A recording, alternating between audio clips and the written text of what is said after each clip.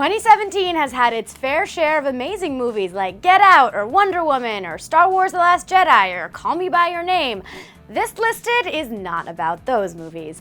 Right here, right now, we are going to cover the worst movies of 2017, so stifle your gag reflex, because here we go. Number 1 is the tanking of Baywatch, which clearly came as a surprise to the movie executives behind it, who blamed its failure on Rotten Tomatoes, where it lingered on a rockin' score of 18%.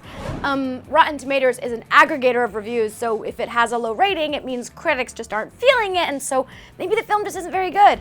Of course, that's because the film isn't very good. It's too bad, really, because who wouldn't like a throwback movie with Dwayne "The Rock" Johnson?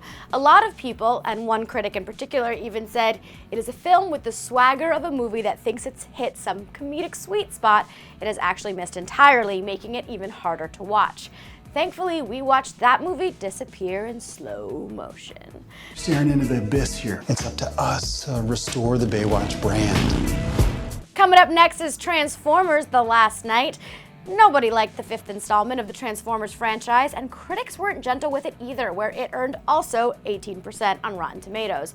The biggest complaints about the movie were its total lack of story and its overuse of special effects, which is par for the course in a Transformers movie, right? One critic said it best, quote, "Every few years, Michael Bay and his giant digital robots sally forth from their gilded dungeon to inflict damage on the world's brain cells. Transformers: The Last Night is their most concerted assault yet, making me fear for the sanity of the planet."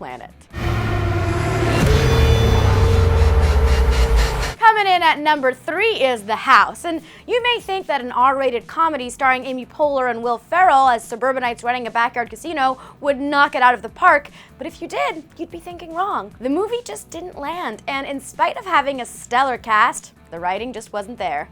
One critic said, quote, "It's all meant to be wild and crazy, but somehow it seems simultaneously nasty and dull."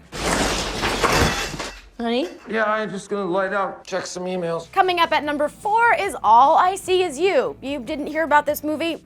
Don't worry, most of us didn't. The story, when the blind Gina, played by Blake Lively, regains her sight, her increased confidence in herself makes her husband Jason Clarke jealous.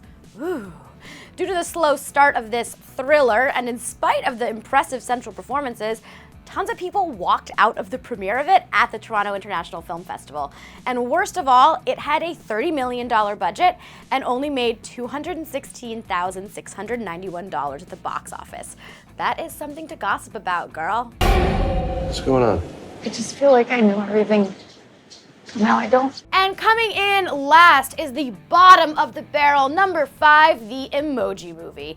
It is the number 1 worst movie of the year, and what's slightly depressing is that this piece of utter chocolate ice cream emoji actually took in $200 million worldwide.